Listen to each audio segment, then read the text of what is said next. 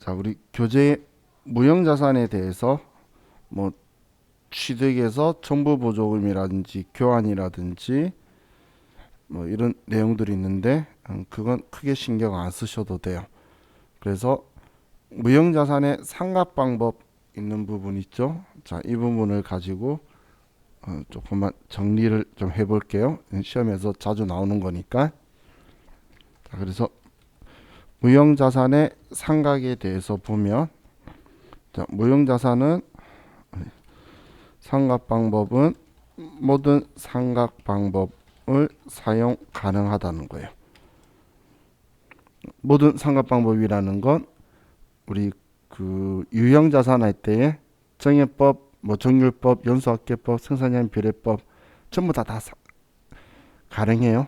심지어는 나중에 광업권 같은 경우는 생산량 비례법을 써요. 광물을 채취하는 양을 가지고 그런 방법을 쓰는 것처럼 모든 방법을 다 쓸 수 있다는 거예요. 그런데 합리적인 삼각 방법을 못 찾을 시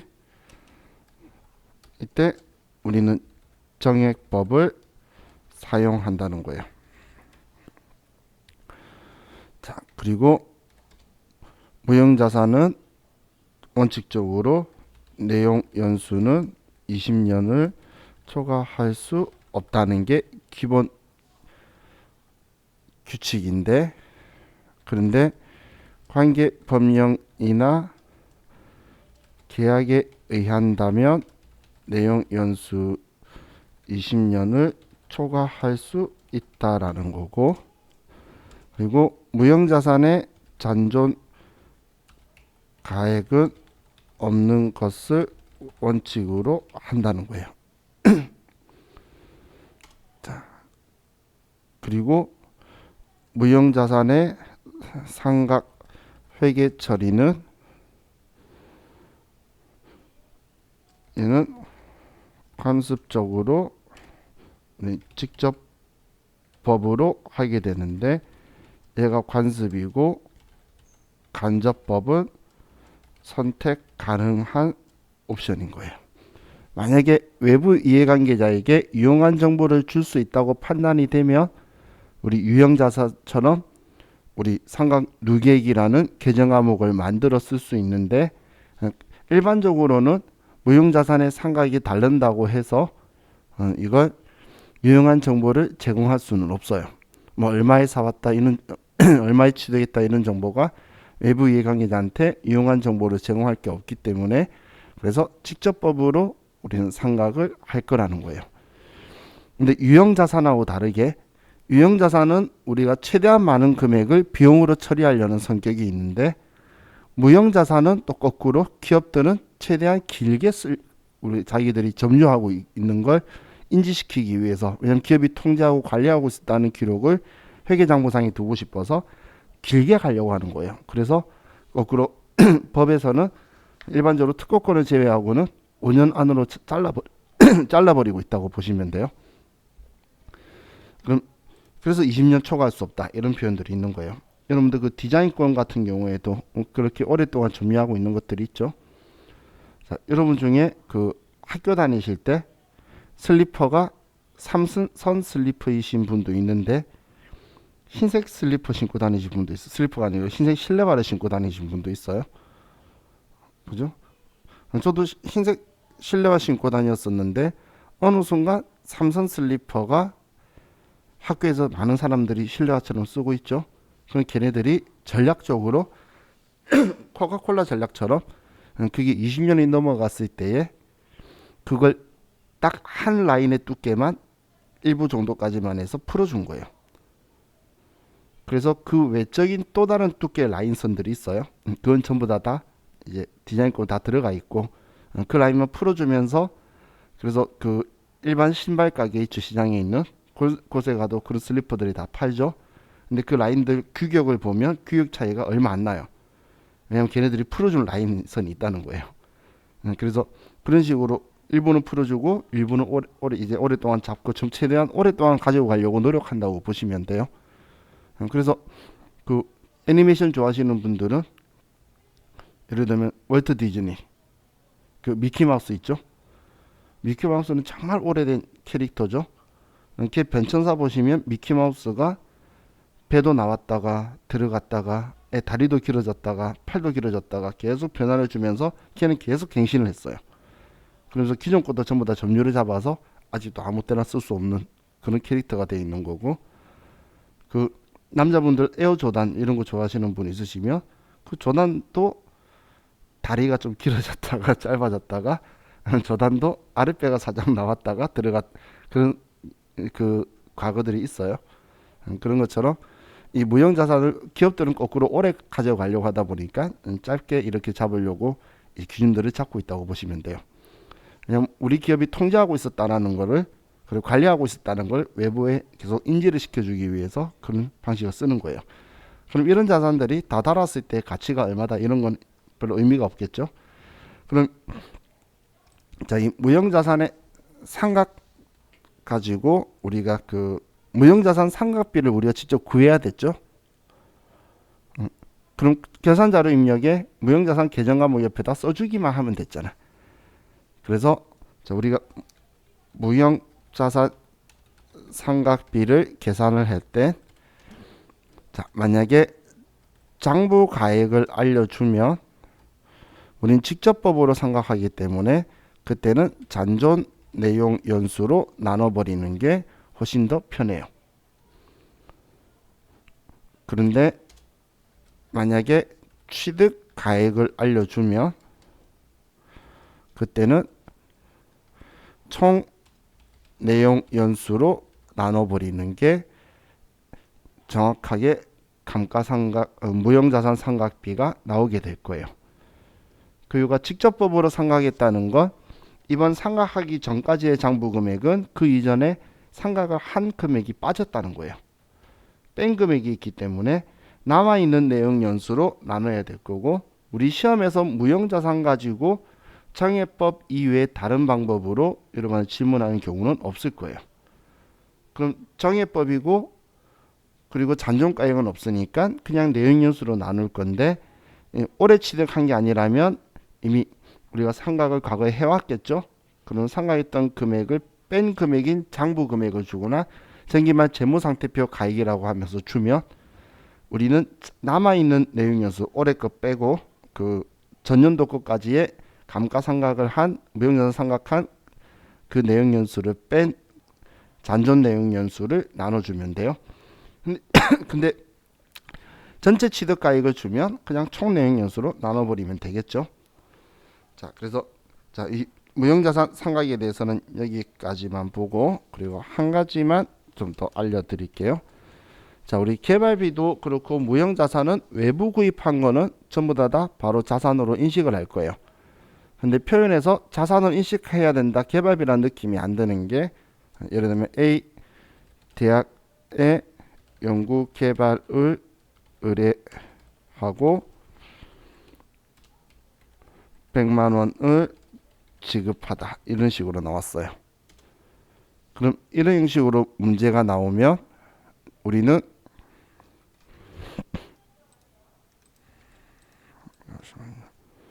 왜 계속 크게 바뀌지? 자, 그럼 우리는 100만 원을 현금 지급하다라고 하면 대변에 현금으로 100만 원이 나가고, 차변에 자, 이때 여러분들이 뭘 캐치해야 되냐면 외부의 개발을 의뢰한 거죠. 그럼 외부에 의뢰했으면 자산인식 요건을 전부 다 한 번에 충족해 버리는 거예요. 그래서 개발비라는 계정 과목으로 바로 즉시 사용할 거다라고 보시면 돼요. 그래서 외부에서 구입하게 되면 우리는 바로 그냥 자산으로 인식을 해버릴 거다. 지금 이게 처음 나왔을 때 많은 사람들이 생각을 많이 못했어요. 그래서 연구개발 용역을 의뢰한 건가 뭐 이런 식으로 적어놨었어요. 그래서 많이 틀리니까 기분이 좋았는지 몇 회 있다가 또 냈어요. 근데 우리 준비하는 우리를 무시한 거죠. 이제 그 뒤에는 다들 이제 많이 보고 갔는데 그다음부터는 또 너무 많이 맞췄는지 띄엄띄엄 나오는데 갑자기 나오면 생각해 본 적이 없으면 생각이 안 떠오르니까 그래서 제가 여러분한테 이야기한 거예요. 자, 이렇게 보고 이제 우리 교재에 기타 비유동 자산 쪽에는 뭐 특별한 계정 과목은 없죠. 이 기타 비유동 자산에서는 자, 이 계정 과목만 기억을 해 두세요.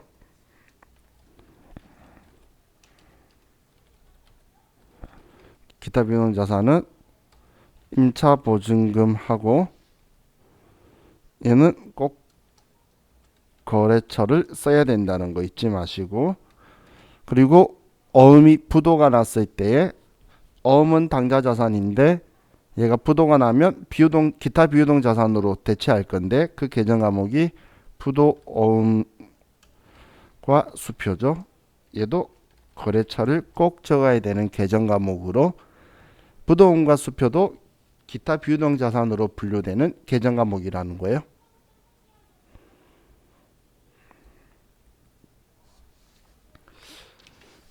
자, 이렇게 하면 저하고 같이 이제 힘들었던 자산이 끝났어요. 기쁘죠? 자, 그럼 우리 교재 이제 81페이지에 가면 자본이 있는데 뭔가 허전하지 않나요? 바로 자본이 나오면 이상하죠? 그래서 좀 더 뒤로 가면 사채가 있어요. 92페이지.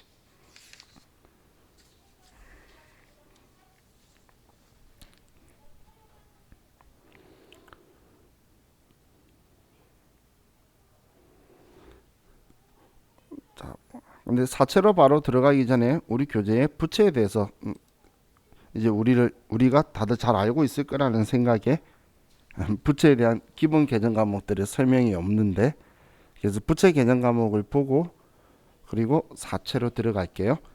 근데 혹시 그 집에 그 굴러다니는 계산기가 있으시면 계산기 하고 사채 가지고 계산기 좀 쓸 거예요. 그런데 자, 컴퓨터 계산기 말고 휴대폰 계산기 말고, 근데 휴대폰에 아이폰이나 갤럭시에 있는 계산기는 못 쓰는 계산기예요. 그거는 우리 회계 담당자가 쓰기에는 적절하지 않아요. 근데 계산기가 없으신 분은 그 아이폰이든 갤럭시든 앱에 보면 까미 계산기라는 게 있어요. 저 어플 장사 아니에요. 이 계산기가 이하고 똑같이 생겼어요. 지금 이거하고. 근데 기능이 똑같아요. 뭐 생김새가 똑같아야 되는 건 아니죠. 근데 단순 쌀집 계산기니까 우리 시험 때는 단순 단말 계산기는 가지고 쓸 수 있어요.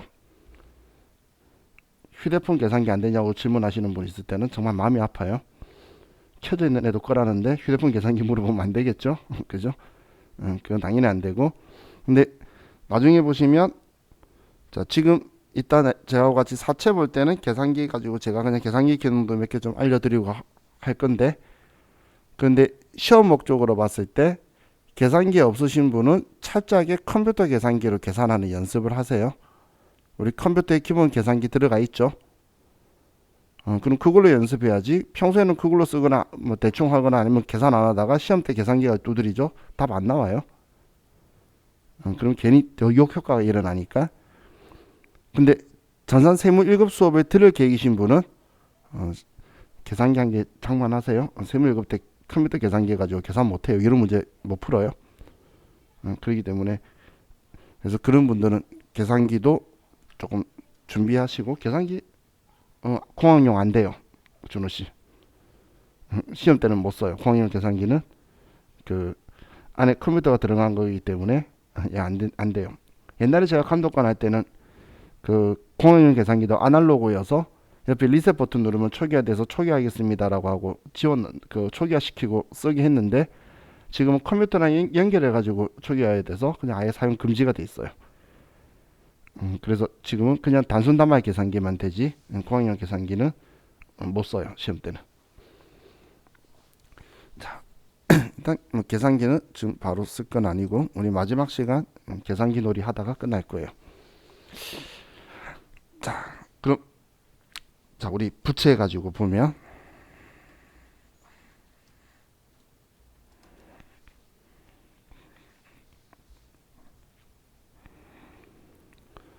자 먼저 유동 부채에서 자, 우리가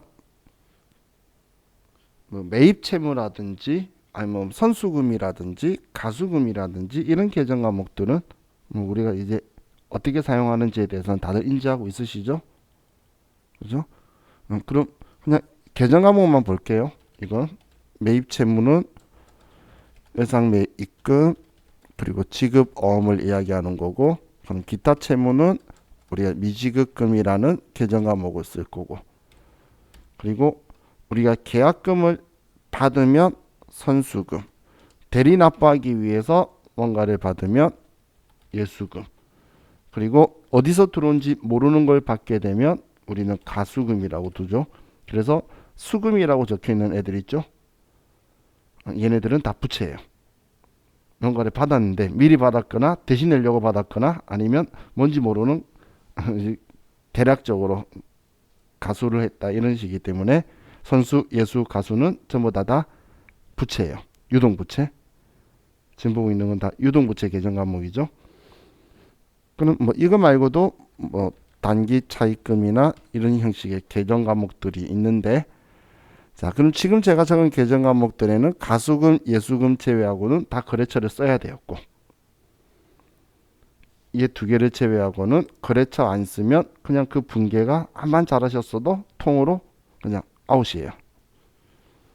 그렇기 때문에 얘네들은 꼭 거래처를 입력해야 되는 계정 과목인데, 비유동 부채에 대해서 이야기할 때에 제일 많이 등장하는 애가 유동성 장기 부채라는 계정 과목이죠. 이 계정 과목은 유동 부채로서 얘는 장기 차입금의 유동성 대체 계정 과목이에요. 비유동이 장기 차입금을 유동 부채로 바꿔주는 계정 과목이 유동성 장기 부채라는 계정 과목이에요. 자, 그럼 유동 부채는 여기에서 보면 되고, 그럼 유동성 장기 부채 계정 과목의 분계를 가지고 좀 볼게요. 자, 우리 회사가 X1년도 2월 1일 날 2년간 금전을 차입한 거예요. 금전을 100만 원을 차입을 했어요. 그럼 우리는 항상 분계할 때 만기가 언젠지를 보는데, 봤더니 만기가 X3년도 1월 31일이죠. 2년짜리니까. 자, 그럼 내가 돈 빌렸을 때 차변에 현금 100만 원이다. 대변에 내년에 만기 아니니까 장기 차입금 100만 원이다. 이렇게 쓸 거예요. 그럼 X1년도에는 X1년도 12월 31일 날 봤을 때는 얘가 뭐 내년에 만기가 아니니까 아무 일도 안 할 건데, X2년도 12월 31일 날 우리가 가지고 있는 부채를 봤더니 얘가 이제 내년에 갚아요. 심지어는 한 달 뒤에. 그죠? 이걸 비유동 부채로 두면 안 되겠죠? 그래서 이 장기 차입금을 유동성 장기 부채라는 계정 과목으로 바꿔서 외부 이해관계자한테 보여줄 거예요. 그럼 얘를 지워야 되니까 차변에 장기 차입금 얘는 지워버리고, 대변에 유동성 장기 부채 100만 원이다. 이렇게 해두는 거예요. 자, 이랬다가 내년에 갚을 줄 알았는데 X2년도 우리 2월 1일 날 얘를 2년 상환 연장한 거예요. 유동성 대체한 걸. 그러면 이때 보면 또 만기가 다시, 그러면 X2년도가 아니죠. X 3년도 2월 1일 날 봤더니 연장한 거예요. 그럼 만기가 X 5년도 1월 31일로 바뀌었죠. 그럼 우리는 지금 기준에서 내년 X 4년도에 내년에 상환할 게 아니기 때문에 또다시 이번엔 반대로 유동성 장기 부채를 집어주고 대변에 얘를 다시 장기 차입금으로 계정 과목을 대체해 주는 거예요. 다시 그랬다가 X 3년도 12월 31일은 그냥 이대로 넘어갈 거고 X 4년도 12월 31일 날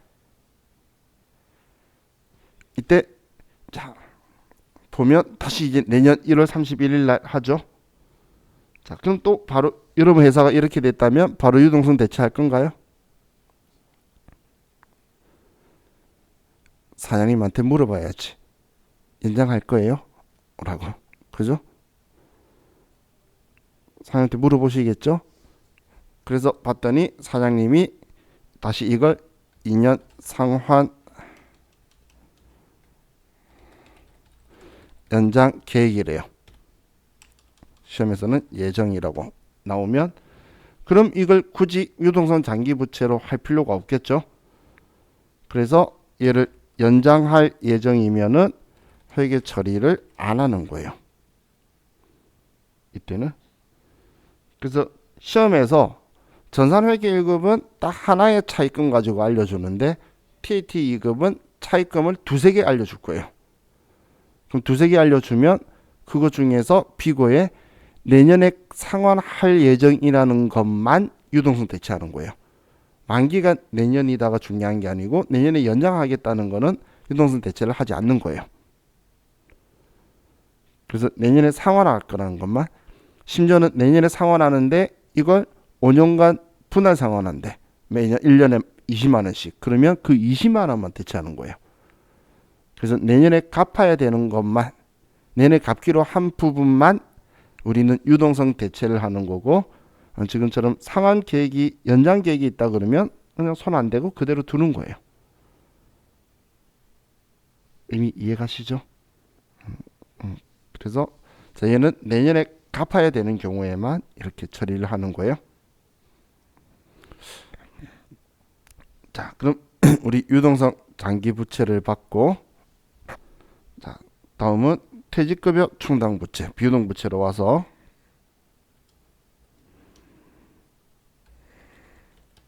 자, 비유동 부채에 잘 나오는 계정 과목은 두 개예요. 아니, 세 개구나. 세 개. 하나는 뭐 장기 차입금은 저 위에 분기처럼 한 번씩 튀어나오는 거고 그 다음이 퇴직급여 충당 부채, 그 다음이 사채예요. 자, 그럼 비유동 부채에서 먼저 퇴직급여 충당 부채 계정 과목을 볼게요. 자, 퇴직급여 충당 부채 계정 과목은 자, 회사가 직원의 퇴직금을 실질적으로 모아두고 있는 게 아니에요. 퇴직급여 충당 부채를 설정하는 목적은 단기 발생 퇴직금을 비용 처리하기 위해서 쓰는 거예요. 왜냐면 올해 발생한 퇴직금이니까 올해 비용으로 처리해야 되겠죠. 근데 비용 처리를 하면 이건 내 거 아니야 라는 뜻이에요. 그럼 내 거 아니라고 했는데 난 퇴직금 주나요? 직원이 그만둬야 주지.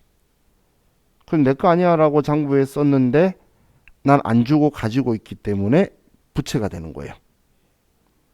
그럼 퇴직급여 충당 부채를 설정하는 목적은 차변에 퇴직급여 어느 부서 직원 거냐에 따라서 얘를 선택을 하고 여기 쓰는 게 단기 발생액을 쓰는 거예요. 그리고 대변에 퇴직급여 충당 부채를 단기 발생액만큼 얘를 같이 모아두는 것처럼 두는 건데 이 회계 처리를 하는 목적은 단기에 비용 처리하는 게 주된 목적이다라고 보시면 돼요.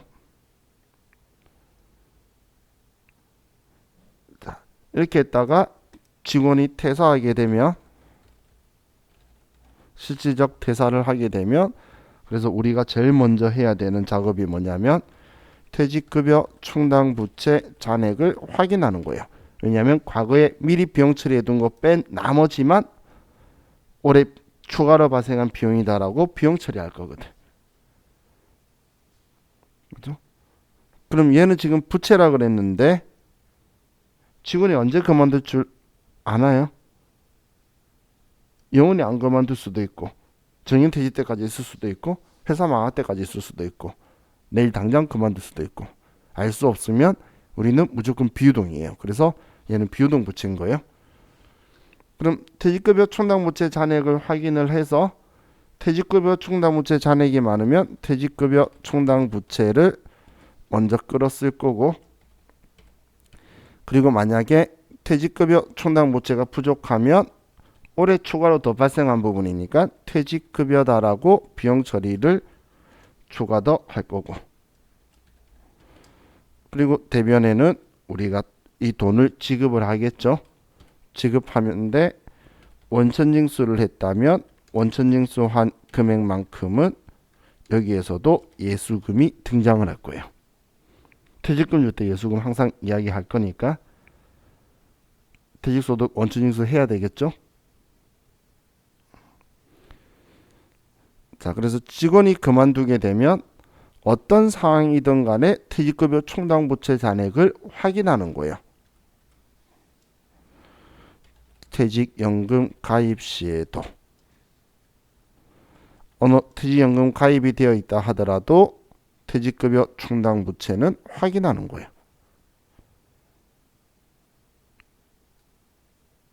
이게 매우 중요한 부분이에요.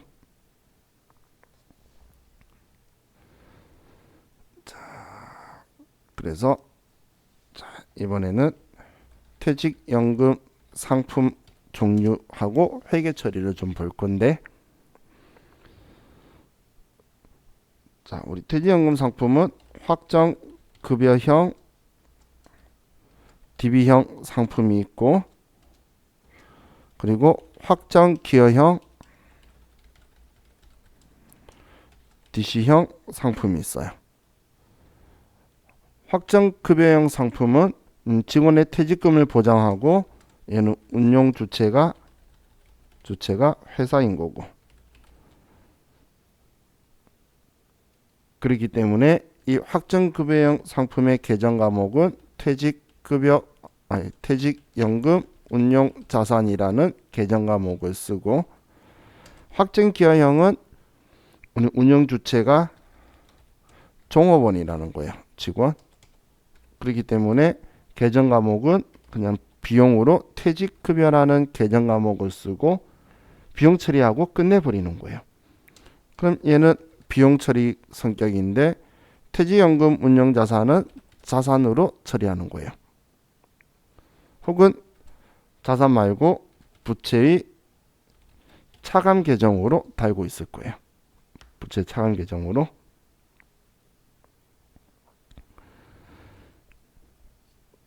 자, 그럼 이 확정기여형 상품 납부하는 게 얼마를 연금회사에 납부하냐면 퇴직급여 추계액에 맞춰서 추가된 금액을 납부할 거예요. 그러면 이 금액하고 서로 같은 거죠. 지금 우리가 퇴직급여 충당부채 설정할 때 금액하고 같은 금액인 거예요. 근데 이걸 무한정으로 납부 많이 하는 걸 법이 인정을 안 할 거예요. 회계에서도 인정을 안 할 거예요. 왜냐하면 직원 퇴직금에 대해서 언젠가는 줄 거니까 미리 넣어두고 비용 인정받으려는 악용을 할 수가 있겠죠. 그래서 보험수리적 판단에 의한 우리 근로자 퇴직급여 보장법이라는 게 있어요. 그게 의해서 계산한 퇴직금 추계액하고 그리고 회계상의 추계액하고 두 개 중에 큰 금액을 한도로 납부를 할 수 있도록 정하고 있어요. 그럼 정할 건데, 자, 회계 처리를 좀 가지고 보면,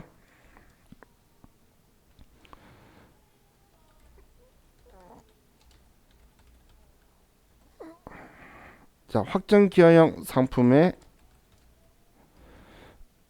우리 회계 처리를 보면, 자, 납부할 때는 차변에 퇴직급여 얼마 대변에 우린 돈 납부하는 거니까, 예를 들면 보통 예금에서 돈 나간다 이렇게 처리하면 끝인 거예요. 그럼 우리 직원 퇴사하면 이때는 얘는 회계 처리가 없어요. 그러면 기말에 증가한 만큼 납부한 걸로 끝내니까 우리 회사 입장에서는 엄청 깔끔하고 편하고 좋죠. 많은 회계 담당자가 얘를 엄청 선호해요. 직원이 싫어서 그렇지. 옛날에는 직원들이 이걸 선호했었어요. 직원들이 선호했었는데 막상 지금 이 제도가 온 지 10년 넘었어요. 해보니까 뭐 좀 리스크가 크면 이익이 클 것 같고, 리스크가 작으면 자기한테 운용 이익이 작을 것 같으니까 고민하다가, 다들 이런 거 안 해본 사람들이 손대봤겠죠. 재미로 자기 퇴직금 가지고 손댔다가 대한민국 사람들 퇴직금 박살났어요. 옛날에. 아시는 분 있을지 모르겠는데 본 차이나 펀드라고, 옛날에 직장인들의 우리 을지로를 울렸던, 종로와 을지로를 다들 슬프게 만들었던 그 펀드가 있어요. 그런데 그 시절 지나고 나니까 운용 수익 봐봐야 코딱지만큼 받고, 손실 보면은 반토막보다 더 많이 나버리니까 사람들이 이제 안 하려고 하는 거예요. 그러다 보니까 지금 이건 직원이 선택해서 넣는 거니까 자기 해봐야 필요 없다. 퇴직금은 내가 보장받는 거다. 이렇게 해서 이제 생각이 좀 바뀐 거예요. 그러다 보니까 확정급여형으로 지금 많이 직원들이 원하는 편인데, 그래도 저는 확정기여형을 무조건 밀어붙이는 게 제 스타일이에요. 근데 정하면 마음대로 왔다 갔다 못해요. 자, 혹시 우리 뉴스에서 얘네들 상품 바꿀 수 있다는 뉴스 기사 본 적 있나요? 아니, 올해부터 바뀐 상황에 퇴직연금 상품 바뀔 수 있다. 그렇죠. 그런 기사는 저만 보죠. 그거 보고 혹시 오해하실까봐. 원래 이거 확정기여형이래. 확정급여형인데, 상품이 작년까지만 해도 삼성생명이 예를 들어서 가입을 했어요. 얘를 다른 은행으로 바꾸려고 하죠. 그러면 삼성생명 가서 정리해서 서류 떼고, 그리고 또 그려가지고 그 은행에 가야 되니까 엄청 귀찮았어요. 그런데 이제는 그럴 필요 없이 그냥 신규로 할 것만 가면 변경할 수 있도록 올해부터 바뀌어요. 근데 그 기사를 잘못 읽으면 얘 둘이를 마음대로 바꿀 수 있는 것처럼 되는데 그건 아니에요. 이건 기여형이면 기여형인 거고, 만약에 바꾸고 싶으면 지금까지 땡 앞으로 이거 이렇게 나갈 수 있는데, 막 자기 마음대로 이랬다 저랬다 왔다 갔다 서로 연동되는 게 아니에요. 그리고 근데 이제 이 확정급여형이나 확정기여형에서 이제 그 운영하는 회사를 바꾸고 싶을 때에 변경이 용이해졌다는 게 지금 나오는 기사인 거지, 다른 방식이 아니에요. 자, 그럼 확정급여형을 우리가 납부할 때 하고 볼 건데, 자, 먼저 이번에는 우리가 납부할 때 자산으로 처리하는 경우를 볼게요. 자, 자산으로 처리하면은 차변에 퇴직연금 운용자산으로 처리를 하고, 대변에 보통 예금으로 얘를 납부를 할 거예요. 그럼 이때는 이걸 안 썼구나. 납부시. 그럼 납부할 때는 비용 처리가 안 됐죠. 그랬다가 우리 직원이 퇴사를 하게 되면 이때 우리는 퇴직연금 회사에다가 이제 퇴직증명원을 보내주면 그 금액만큼 해약을 하게 돼요. 그래서 이걸 다른 말로 해약한다라고 표현을 하는데, 해약하면 직원 퇴직금 지급하는 만큼 해약이 되는 거예요. 그럼 그 금액만큼 퇴직연금 운용자산이 금액이 줄어들게 되겠죠. 그리고 이때 우리는 비용으로 퇴직급여다라고 처리를 할 거라는 거예요. 이게 그냥 일반적으로 자산으로 처리하는 때에 쓰는 방식인데, 근데 이 방식의 단점이 여러분은 눈에 보이시는 게 있나요? 이 두 개의 차이의 단점.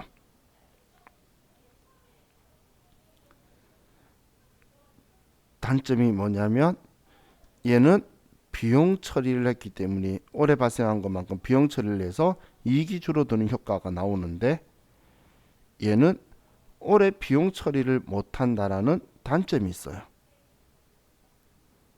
그죠? 그래서 그걸 회계상에서도 보완하는 방식이 있고 세법에서도 이걸 보완해 줄 거예요. 근데 세법보다 더 먼저 앞서서 회계상에서 보완시켜 버리면 세법은 별소리 안 할 건데, 자, 주로 이번에 설명하려고 하는 게 부채로 인식하는 거예요. 부채 그냥 퇴직급여 충당 부채의 차감 계정으로 다는 경우를 가지고 볼게요. 자, 그럼 이때 우리 회사가 납부를 하면, 자, 기말에 퇴직금 추계액을 설정을 해요. 그럼 추계액 설정을 해서 찾아서 올해 얼마를 추가할 건지 추가액을 계산을 하고, 그럼 그 추가액만큼 퇴직급여 충당 부채를 먼저 써요. 퇴직급여 충당 부채 회계 처리가 퇴직급여 얼마 대변에 퇴직급여 충당 부채 얼마 이렇게 회계 처리를 하죠. 퇴직급여 충당 부채 설정하는 분계. 자, 분계를 따로따로 보시면서 봐야 돼요. 자, 그리고 자, 따로따로 보기 띄워서 우리는 이 금액만큼 올해 발생한 거니까 퇴직연금 회사에 돈 납부해요. 등예금으로 얘를 납부를 해요. 그럼 지금 우리가 차변에 비용 처리하면서 직원의 퇴직금에 대해서 준 게 없다고 부채로 처리했는데, 지금 돈 줬잖아, 연금회사에. 그럼 우리의 부채가 아니죠, 이제. 장부상에는 과거에 퇴직급여 충당부채 설정하던 직원들도 있고, 그렇기 때문에 퇴직급여 충당부채 제도를 똑같이 쓰는 게 편해요. 그럼 연결해서 쓰도록 퇴직급여 충당부채는 설정을 했는데 올해 발생한 만큼은 돈 줬잖아요. 그럼 내 장부상에 부채가 증가하면 안 되겠죠? 납부한 거니까. 내가 이제 줄 필요도 없어. 연금회사가 줄 거거든. 그럼 나의 부채로 되어 있으면 안 되겠죠? 그래서 이 퇴직급여 충당부채를 줄여주는 차감 계정으로 이때 퇴직연금 운용자산이, 얘는 퇴직급여 충당부채 차감 계정으로 얘가 들어올 거란 이야기예요. 그러면 퇴직급여 충당부채도 설정하면서 부채가 증가 안 하도록 얘를 차감시켜버리면 부채는 증가 안 하겠죠? 그러면서 올해 비용으로 처리할 수도 있잖아, 납부할 때. 자, 이거 잘 보세요. 이거 왜 잘 보라고 하냐면, 여러분들 회사 가면 신생회사 아니면 100이면 100 다 이렇게 처리하고 있을 거예요. 자, 그럼 이제 종업원 퇴사를 하게 되면, 자, 직원 퇴사하면 제일 먼저 뭐 보라 그랬죠? 퇴직급여 충당부채 봐라 그랬잖아. 그럼 봤더니 쌓여 있겠죠. 매기 발생하는 만큼. 그럼 차변에 퇴직급여 충당부채를 지워주고. 자, 근데 지금 내가 돈 줘야 되나요? 아니죠. 우리는 해약할 거잖아. 그럼 이제 얘만 지워주면 되는 거예요. 퇴직연금 운용자산만 이렇게 지워주면 얘는 끝나는 거죠. 이 두 개의 차이는 퇴직급여 충당부채가 껴서 미리 퇴직급여를 비용 처리해서 해약할 때는 얘는 비용 처리 안 하고 퇴직급여 충당부채를 끌어 쓰는 거에 차이인 거예요. 그래서 우리 그 직원이 그만뒀을 때에 회계 처리해서 얘 끌어 쓰는 거, 그리고 퇴직연금 운용자산 이때 얘 끌어 쓰는 거, 얘가 합쳐진 분계가 직원이 퇴사했을 때 나오는 거예요.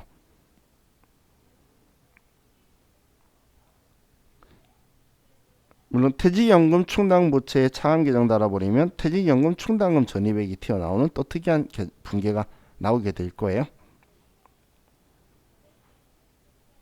자, 이상한 것 같지만 이 분계가 회계 1급에 나왔던 분계예요. 세무 2급도 안 나오고 세무 1급도 안 나왔었는데 회계 1급에만 한번 나왔었어요. 그리고 여러분들이 회사 가면 이렇게 할 확률이 매우 높으니까 얘를 곰곰이 들여다보면서 한번 이해해 보시는 걸 권합니다. 저는 여러분들 회사에서는 이렇게 아마 많이 하고 있을 거예요. 가시면 딱 보는 거 간단해요. 퇴직연금 운용자산이 있는지 퇴직급여 충당부채 있는지 두 개만 보면 돼요. 보면 이거네. 둘 다 잔액이 있으면 이렇게 생각하면 되겠죠. 뭐 이때도 만약에 퇴직급여 충당부채 부족하면 퇴직급여가 더 들어올 거고, 해약 납부한 금액보다 돈 더 많이 줘야 되면 대변에 우리가 돈 더 주면 되는 거예요. 그럼 옛날엔 퇴직연금 상품에 돈 안 넣고 있은 시절에 퇴직급여 충당부채를 설정한 사람이 또 있을 수 있겠죠. 이건 소급해가지고 옛날 것까지 다 납부한 게 아니라 그때부터 납부하는 식으로 했기 때문에, 그래서 옛날 거는 우리가 줘야 되는 거고 여기 가입한 것만 연금회사에서 줄 거니까 그럼 대면에 우리가 돈 더 주는 경우도 발생할 수 있겠죠. 그래서 자, 이 분계도 여러분들이 이해하실 수 있게 잘 보시면 좋겠어요. 자, 그리고 우리 확정 급여형 상품의 운용 수익이 발생을 하면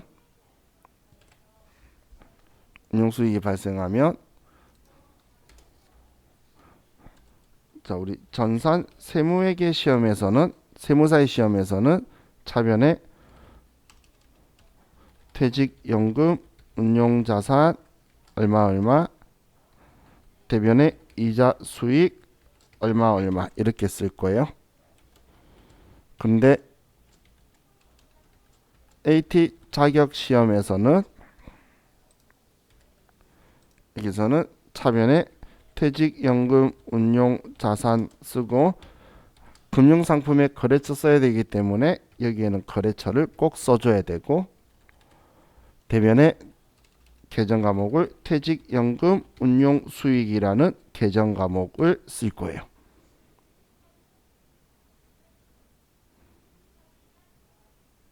근데 금융거래처 등록하는 거에 대해서 힘들게 생각하실 필요도 없고, 금융거래처는 알려주면 쓰면 돼요. 세무사의 건 안 알려줘서 못 쓰는 거예요.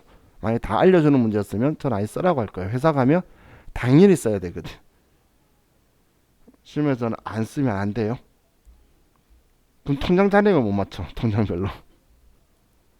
그렇기 때문에 무조건 써야 되는 건데, 근데 우리 시험에서 세무사의 시험에서 안 쓰는 거고, 근데 얘 둘이는 이제 회계사에서는 이 계정 과목을 의미를 좀 두고 제어를 하는 거고, 세무사에서는 의미 없다는 거예요. 왜냐하면 둘 다 영업의 수익이에요. 영업의 수익에 뭔 관심이 있겠어. 너 돈 벌었네? 이따 세금 내야지. 그걸로 끝낼 거예요. 세무사의 시험은 세법을 좀 많이 따르기 때문에 그냥 세금만 내면 되는 거지, 이거 가지고 무슨 계정 과목 컨트롤 하고 있어, 이런 입장이라서 이렇게 계정 과목 쓰고 있다고 보시면 돼요. 자, 이게 우리 퇴직연금 상품들에 대해서 이야기를 한 거예요. 자, 그럼 이제 우리 마지막 시간은 자꾸 계산기 놀이 좀 하고 제가 몇 가지 용어만 알려드리면 오늘 끝날 거예요. 그래서 이 앞에 제가 말씀드렸던 계산기 쪽 이제 실 건데, 까미 계산기를 어플을 좀 다운받으시거나 아니면 집에 있는 계산기 가지고 여러분이 곱하기를 2번 눌러보시거나 혹은 나누기를 2번 눌러보시면 위 상단에 K자가 붙을 거예요. K자가 붙으면 제가 현재 가치하고, 그러니까 현가계수하고 연금현가계수를 알려드릴 건데, 그럼 그걸 계산기를 꼭 해야 되는 건 아닌데 기능 알려드리려고 하는 거니까.